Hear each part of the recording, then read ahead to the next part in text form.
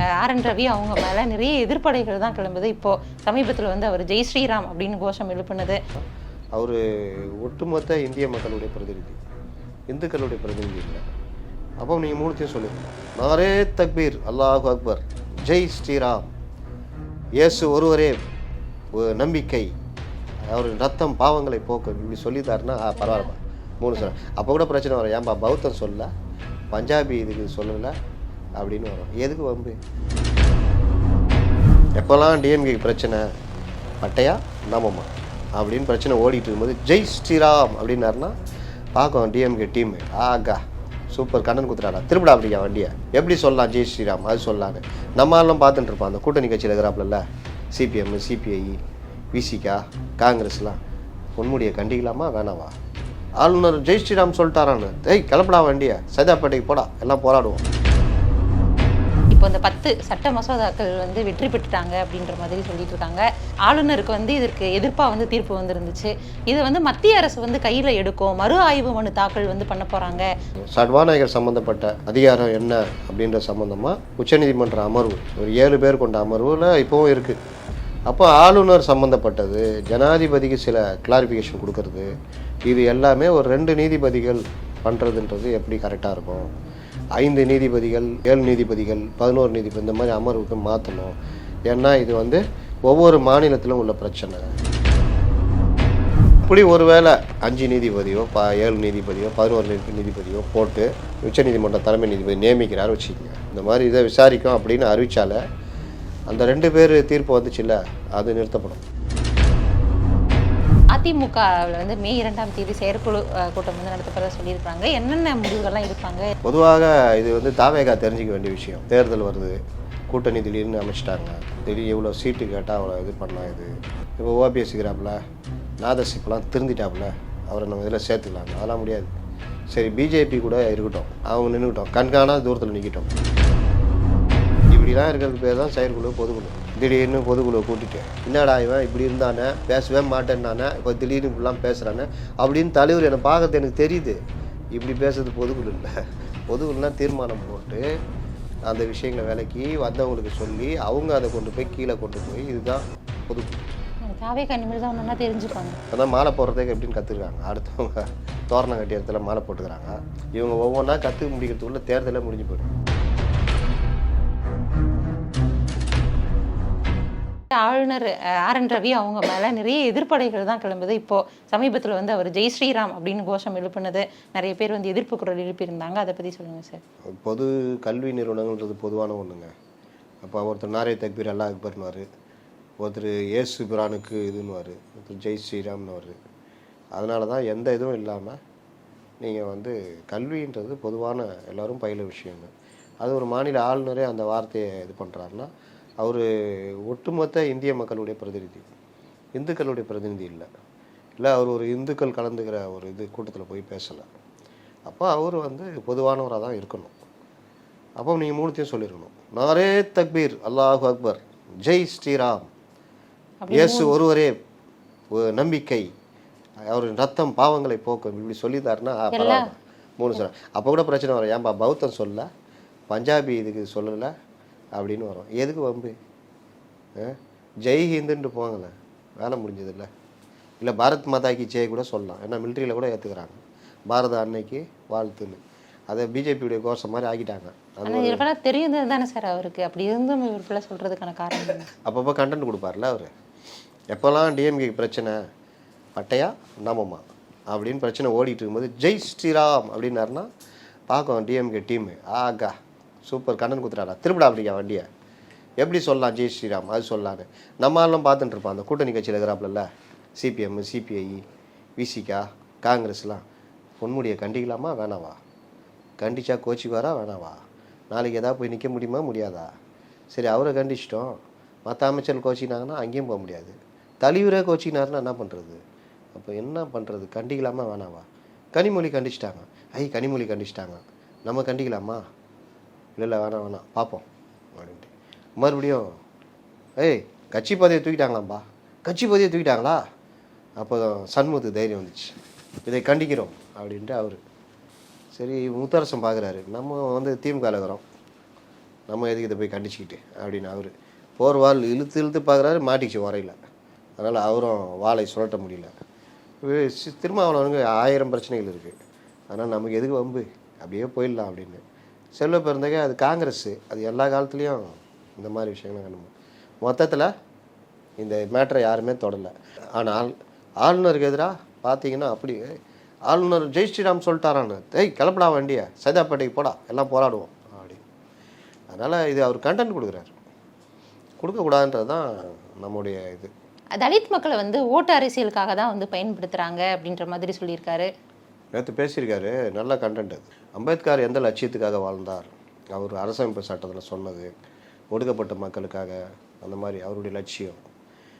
நான் இங்கே தமிழ்நாட்டுக்கு வந்தப்போ சமூக நீதியின் முன்னணியில் இருக்கிற மாநிலம்னு சொன்னப்போ நான் இங்கே பார்க்குறதுலாம் எனக்கு ரொம்ப அதிர்ச்சியாக இருக்குது. வேங்கை வயலில் மலம் கலக்கிறது, ஒரு தெருவில் புல்லட் ஓட்டிகிட்டு போனான்னு ஒரு பையனை கையை காலை வெட்டுறது, நல்லா படித்தான்னு ஒரு பையனை இது பண்ணுறது, இந்த மாதிரி தலித் மக்களுக்கு எதிராக கொடுமைகள் நடக்கிறதெல்லாம் பார்க்கும்பொழுது அதற்கு நடவடிக்கைகள்னு பார்த்தா பெரிய அளவில் இல்லைன்றப்போ எனக்கு வருத்தமாக இருக்குது. அவர் சொன்ன அந்த இதுதானா அப்படின்னு கேட்குறாரு. ரெண்டாவது, பட்டியலின மக்கள் அதிகமாக வறுமை நிலையில் இருக்கிறாங்க, அரசு பள்ளியில் படிக்கிறாங்க. நீங்கள் கல்வி பார்த்தீங்கன்னா தனியார் பள்ளியில் தரமான கல்வி இருக்குது. அதே அளவுக்கு அரசு பள்ளிகளில் இருக்கான்னு பார்த்தா இல்லை. இன்றைக்கும் 5ஆம் கிளாஸ் படிக்கிற பசங்களுக்கு கூட இந்த 2 தசாப்தங்கள் 11லேருந்து 99 வரைக்கும் இந்த நம்பர்ஸ்லாம் கூட தெரியல.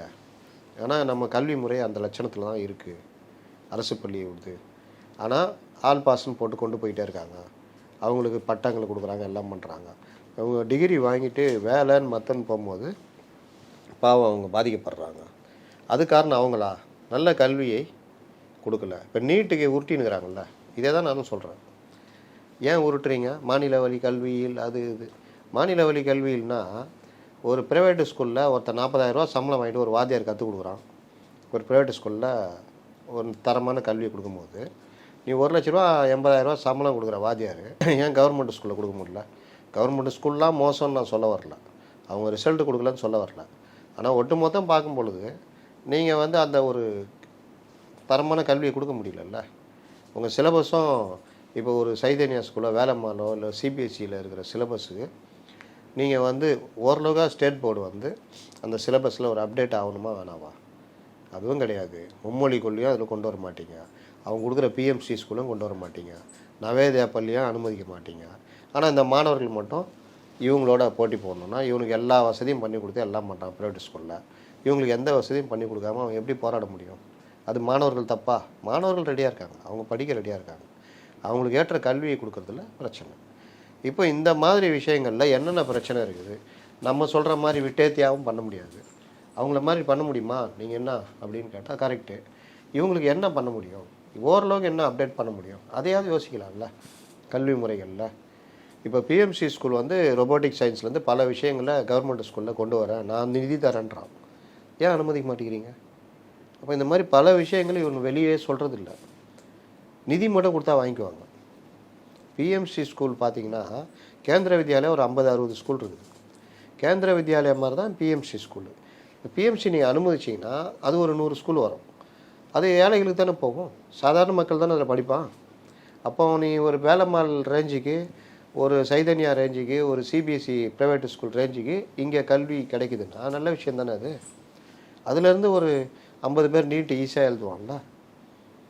இதெல்லாம் நீங்கள் நான் அனுமதிக்க மாட்டேன் கேட்டால் தேசிய கல்விக் கொள்கை ஏற்றுக்க மாட்டேன்னா எல்லா ஸ்டேட்டும் ஏற்றுக்கிட்டு இருக்கிறான்.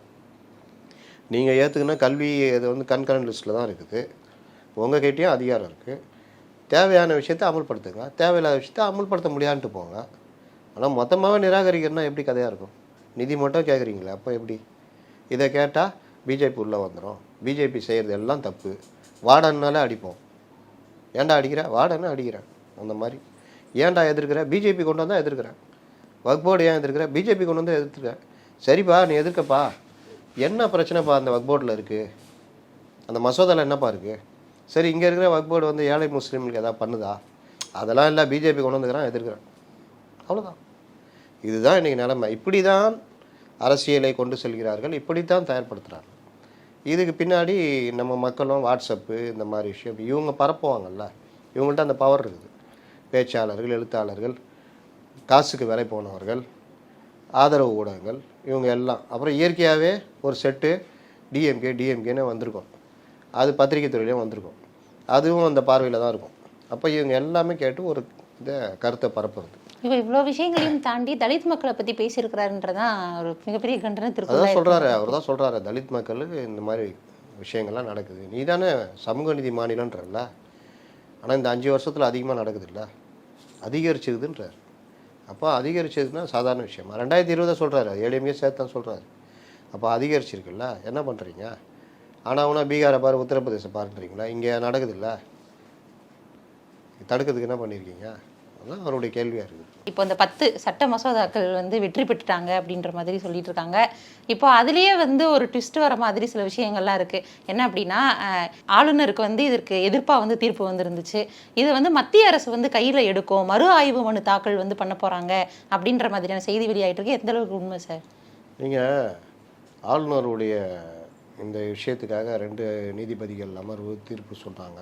அந்த தீர்ப்பு சம்மந்தமாக சில கிளாரிஃபிகேஷன்லாம் ஓடிட்டுருக்குது.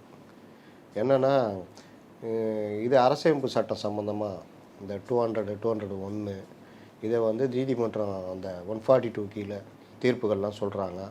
ஜனாதிபதிக்கே சில காலக்கெடுலாம் நிர்ணயித்து சொல்கிறது. இந்த மாதிரி விஷயங்கள் எல்லாம் 2 பேர் கொண்ட பெஞ்சு வந்து பெரும்பாலும் பண்ண மாட்டாங்க. ஏன்னா இது கேரளா கவர்னர் ஒன்று சொல்லியிருக்காரு, அரசமைப்பை திருத்துகிற விஷயங்கள் வந்து பார்லிமெண்ட்டு இவங்க பண்ணுவாங்கன்னு. உச்சநீதிமன்றம் பண்ணியிருக்கு, பண்ணலாம். ஆனாலும் இந்த மாதிரி விஷயங்கள் ஆளுநர் அதிகாரம் சம்மந்தம், இப்போ சபாநாயகர் சம்மந்தப்பட்ட அதிகாரம் என்ன அப்படின்ற சம்மந்தமாக உச்சநீதிமன்ற அமர்வு ஒரு 7 பேர் கொண்ட அமர்வில் இப்போவும் இருக்குது. அப்போ ஆளுநர் சம்மந்தப்பட்டது, ஜனாதிபதிக்கு சில கிளாரிஃபிகேஷன் கொடுக்கறது, இது எல்லாமே ஒரு 2 நீதிபதிகள் பண்ணுறதுன்றது எப்படி கரெக்டாக இருக்கும்? 5 நீதிபதிகள் 7 நீதிபதிகள் 11 நீதிபதி இந்த மாதிரி அமர்வுக்கு மாற்றணும்.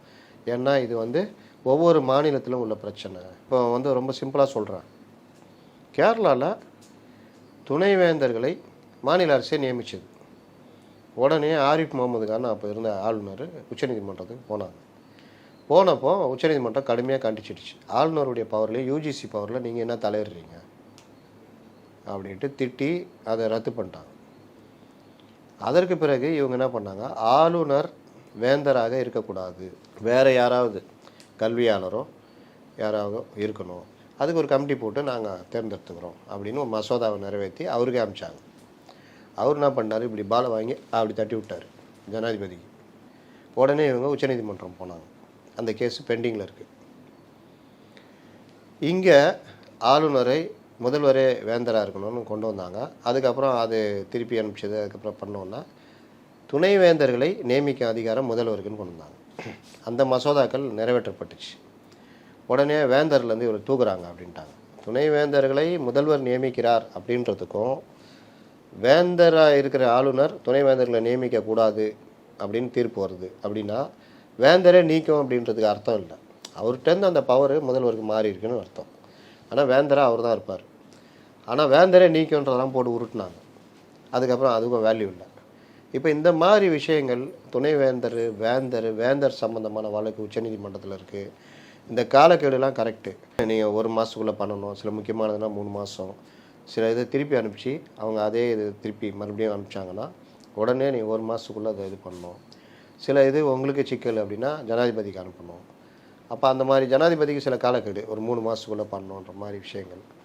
இதில் எல்லாத்துலேயுமே அரசமைப்பு சட்ட திருத்தங்கள் கொண்டு வரதுக்கான பாயிண்ட்ஸ் இருக்கிறதுனால, ஏற்கனவே பல நீதிமன்ற வழக்கு இருக்கிறதுனால, இன்னொன்று இந்திய அளவில் இந்த விவகாரங்கள் இருக்கிறதுனால ஒரு முழுமையான பெஞ்சு இதை விசாரிக்கணும் அப்படின்னு மத்திய அரசு உச்சநீதிமன்றத்தில் மனு தாக்கல் செய்ய போகுது அப்படின்னு. இப்போ இவங்க போனாங்களா இடிக்கு 139A கீழே இந்த மாதிரி இருக்கிற விஷயங்களை மாநில அளவில் நீங்கள் விசாரித்து மாநில நிலுவையில் இருக்க வழக்கெல்லாம் ஒன்றாக்கி கிளப் பண்ணி நீங்கள் விசாரிக்கணும்னு போனாங்களே இடி கேஸ், போய் மூக்குடைப்பட்டு வந்தாங்கல்ல, அந்த மாதிரி இந்த மாதிரி விவகாரத்துக்கெல்லாம் கேட்கலாம். இப்போ ஆளுநர் விவகாரம் இருக்குது, எல்லா மாநிலம் தான் ஆளுநர் பிரச்சனை இருக்குது. அப்போ உச்சநீதிமன்ற பெஞ்சு பெரிய லெவலில் 5, 7, 11 ஏதோ ஒன்று நீதிபதிகள் அடங்கிய பெஞ்சு இந்த விவகாரத்தை இந்த மாதிரி இருக்கிற விஷயங்கள்லாம் கிளப் பண்ணி ஒரு முழுமையான வழிகாட்டுதலாக கொடுக்கணும் அப்படின்னு கேட்கலாம். அந்த மாதிரி கேட்க போனாங்கன்னா பர்மிஷன் கிடைக்க வாய்ப்பு இருக்குது. அப்படி ஒரு வேளை 5 நீதிபதியோ 7 நீதிபதியோ 11 நீதிபதியோ போட்டு ஒரு உச்சநீதிமன்ற தலைமை நீதிபதி நியமிக்கிறார் வச்சுக்கோங்க. அவங்க கேஸை கையில் எடுத்துட்டாங்கன்னா, அதாவது இந்த மாதிரி இதை விசாரிக்கும் அப்படின்னு அறிவித்தாலே அந்த 2 பேர் தீர்ப்பு வந்துச்சுல்ல, அது நிறுத்தப்படும். நிறுத்தப்பட்டு வேற ஒரு தீர்ப்பு வழங்கப்படும். அதெல்லாம் விசாரித்து வந்தால் பிறகு தான் இதாகும். அப்போ இது வந்து முழுமையான ஒரு வெற்றி ஆகாது அப்படின்னு ஆகாது, எதுவும் நடக்கலாம். அதுதான் சட்டம். சார், இப்போ இறுதியாக வந்து அதிமுகவில் வந்து மே 2ஆம் தேதி செயற்குழு கூட்டம் வந்து நடத்தப்போதாக சொல்லியிருக்காங்க. என்னென்ன முடிவுகள்லாம் இருப்பாங்க, எதற்காக, அதை பற்றி சொல்லுங்கள் சார். பொதுவாக இது வந்து தாவேகா தெரிஞ்சிக்க வேண்டிய விஷயம். ஒரு கட்சி ஒரு முடிவு எடுக்குதுன்னா அந்த கட்சி தலைவர் எடுத்துகிட்டு வர முடிவை. ஆனால் செயற்குழுவில் பொதுக்குழுலாம் பெரும்பாலும் அதை ஒப்புதல் வாங்கணும், இல்லை அதை அங்கே கொண்டு போகணும். தேர்தல் வருது, கூட்டணி திடீர்னு அமைச்சிட்டாங்க, அடுத்த கட்டம் என்ன பண்ணணும், திடீர்னு எவ்வளோ சீட்டு கேட்டால் அவ்வளோ இது பண்ணால் இது, இந்த மாதிரி விஷயங்கள்லாம் செயற்குழுவில் பேசிக்குவாங்க. சில பேர் சில கண்டிஷன்ஸ் பேசுவாங்க. இப்போ ஓபிஎஸ் இருக்கிறாப்புல, நாதசிப்லாம் திருந்திட்டாப்புல, அவரை நம்ம இதில் சேர்த்துக்கலான்னு. அதெல்லாம் முடியாது. சரி, பிஜேபி கூட இருக்கட்டும், நம்ம சீட்டை கொடுத்துருவோம், அவங்க நின்றுக்கிட்டோம், கண்காணாத தூரத்தில் நிற்கிட்டோம் அப்படின்னு ஏதாவது அந்த மாதிரி விஷயங்கள், கட்சி எப்படி கொண்டு போகிறது, எங்கே பலகீனம் இருக்குது, என்ன இருக்குது, எல்லாம் பேச ஒரு செயற்குழு. அப்புறம் வருஷத்துக்கு 2 செயற்குழு கூட்டுவாங்க, ஒரு பொதுக்குழு கூட்டுவாங்க. அதில் பொதுக்குழுவில் சில மாற்றங்கள், கட்சியில் வர மாற்றங்களை அங்கீகாரம் வாங்குவாங்க, வரவு செலவு இந்த மாதிரி விஷயங்கள்லாம். இப்படிலாம் இருக்கிறதுக்கு பேர் தான் செயற்குழு, பொதுக்குழு. திடீர்னு பொதுக்குழுவை கூட்டிட்டு ஆளாளுக்கு தலைவர் எனக்கு குறுக்குன்னு பார்க்குறாரு. என்னடா இவன் இப்படி இருந்தானே, பேசவே மாட்டேன்னானே, இப்போ திடீர்னு இப்படிலாம் பேசுகிறானே அப்படின்னு தலைவர் என்னை பார்க்கறது எனக்கு தெரியுது. இப்படி பேசுறது பொதுக்குழு இல்லை. பொதுக்குழுனா தீர்மானம் போட்டு அந்த விஷயங்களை விலக்கி வந்தவங்களுக்கு சொல்லி அவங்க அதை கொண்டு போய் கீழே கொண்டு போய், இதுதான் பொதுக்குழு. அப்புறம் தீர்மானங்களில் சில விஷயங்களுக்கு ஒப்புதல் வாங்கணும். அதுக்கு முன்னாடி செயற்குழு நடத்தணும். செயற்குழுவில் வரவு செலவு மற்ற விஷயங்கள் ஒப்புதல் வாங்கிட்டு இந்த மாதிரிலாம் வாங்கிட்டோம், அதற்கு பொதுக்குழு அங்கீகாரம் கொடுக்கணும். ஏற்போ ராமன்க கைத்தட்டு கரவொலி எழுப்பி இது பண்ணலாம் இருக்குது. எல்லாம் கைத்தட்டுனா அது ஒப்புதல் மாதிரி. அதை ஒருத்தர் வழிமொழிவார், இவர் முன்மொழிந்ததை நான் வழிமொழிகிறேன் அப்படின்வார். இந்த தீர்மானம் ஏற்றுக்கொள்ளப்பட்டதா, எல்லோரும் கரவொலி எழுப்பி இது பண்ணணும், நல்லா கரவொலி எழுப்புவாங்க. இப்படிலாம் இருக்குது. இவங்களுக்குலாம் என்ன தெரியும், டிக்கெட் எவ்வளோப்பா, 150 ரூபா, சரி 1500 ரூபா போடு பார்த்துக்கோ, அந்த மாவட்டம் இந்த மாவட்டம் நல்லா பண்ணி கொடுத்துட்டிங்களா, அங்கே பாயெல்லாம் போயிடுச்சா, தலைகாணி வந்துச்சா, இப்படி பேசியிருந்தால் கட்சி நடத்த முடியுமா? இதுதான் பிரச்சனை. அதனால் தெரிஞ்சுக்கணும். இவங்க அந்த மாதிரி விஷயம் நகரம் அரசியல் கட்சிகள் எதனா இருக்கும். நம்ம டிஎம்கேல கூட்டுவாங்க பாருங்கள், அவசர செயல் கூட்டுவாங்க, எம்பிக்கள் கூட்டம் கூட்டுவாங்க, எம்எல்ஏக்கள் கூட்டம் கூட்டுவாங்க. ஏன் இதெல்லாம்? ஒரு கட்சி செயல்பட்டுகிட்டே இருக்குன்னு அர்த்தம். எம்பிக்கள் கூட்டம் ஏன் கூட்டுறாங்க? பார்லிமெண்ட்டில் டீலிமிட்டேஷனு, எல்லாம் டிஷர்ட் போட்டு நின்று ஒரே கற்றுக்கணும், யாரையும் பேச விடக்கூடாது, இப்படி பண்ணணும். வாட்ஸ்அப்பில் 10 தகவல் வருது பாருங்கள், அதெல்லாம் எடுத்துகிட்டு போய் சண்டை பண்ணணும், எல்லாத்தையும் பேசிட்டு அங்கே போய் இந்த வேலையை பண்ணுவாங்க. இது பண்ணுறதுக்கு கூட்டம் நடக்கும்.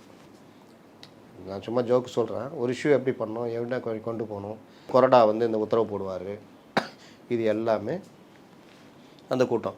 சட்டமன்ற எம்எல்ஏக்கள் கூட்டம் எதுக்கு நடக்கும்? நம்ம இந்த மாதிரி எதிர்கட்சி இந்த பிரச்சனைலாம் கிளப்புவாங்க, நம்ம ஆளுங்கட்சி ஒற்றுமையாக இருக்கணும், யாரும் வந்து கெட்ட வார்த்தை பேசிடக்கூடாது, புரோவோக் ஆகக்கூடாது, இந்த இஷ்யூவில் நான் கிளப்பும் போது நீங்கள் வந்து இப்படி பேசணும், அப்படி இப்படின்னு எல்லா கட்சியுமே போடுவாங்க. தாவேகா இனிமேல் தான் ஒன்றா தெரிஞ்சுப்பாங்க. இப்போ தான் மாலை போடுறதுக்கு எப்படின்னு கற்றுருக்காங்க. அடுத்தவங்க தோரணம் கட்டி இடத்துல மாலை போட்டுக்கிறாங்க, அடுத்து நம்மளே சிலையை வச்சு பெயிண்ட் அடித்து தோரணம் கட்டி மாலை போடலான்னு அடுத்து தெரிஞ்சுக்குவாங்க. இவங்க ஒவ்வொன்றா கற்றுக்க முடிக்கிறதுக்குள்ளே தேர்தலே முடிஞ்சு போயிடும். ஆனாலுமே அடுத்த தேர்தலில் வின் பண்ணுவோன்னு சொல்லியிருக்காங்களே சார். தொடர்ச்சியாக பாடுபட்டால் வின் பண்ணலாம்ல, ஆனால் பாடுபடணும், அது ரொம்ப முக்கியம். இவ்வளோ நேரம் எங்களுக்கு ரொம்ப பொறுமையாக பதிலளித்ததற்கு நன்றி சார். நன்றி.